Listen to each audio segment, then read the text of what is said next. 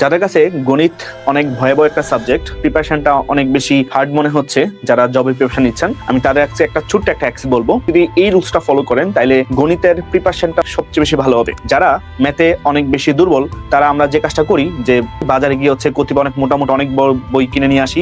অনেক ম্যাথ থাকে, যে ম্যাথগুলো আসলে সলভ করতে গেলে আমাদের অনেক সময় লাগে। কয়েকদিন আমাদের অনেক বেশি মোটিভেশন কাজ করে, আমরা অনেক দিন ম্যাথ করি, কিন্তু পরে আমাদের মোটিভেশন কাজ করে না, আমরা ম্যাথ করি না বা অন্য কোনো সাবজেক্টগুলো পড়ি না। সো আপনার ম্যাথের বেসিককে সঠিকভাবে গ্রো করার জন্য আপনি যে কাজটা করতে পারেন, একদম শুরু থেকে আপনি ক্লাস 7 এর ম্যাথ বইটা দিয়ে শুরু করেন, তারপর আপনি ক্লাস 8 এর ম্যাথ বইটা শেষ করেন, তারপর আপনার ক্লাস 9-10 এর ম্যাথে যান। আর রিসেন্টলি বিভিন্ন পরীক্ষায় হায়ার ম্যাথ থেকেও প্রশ্ন আসে। তো আপনি যদি ক্লাস 7, 8, 9 সাধারণ গণিতগুলো যদি সলভ করে ফেলতে পারেন, পরে আপনার সময় থাকলে হায়ার ম্যাথে কিছু কিছু ম্যাথ প্র্যাকটিস, সব না, যে ম্যাথগুলো মোটামুটি রিপিটেশন আসে, বারবার আসে, ওই টাইপের ম্যাথগুলো সলভ করবেন।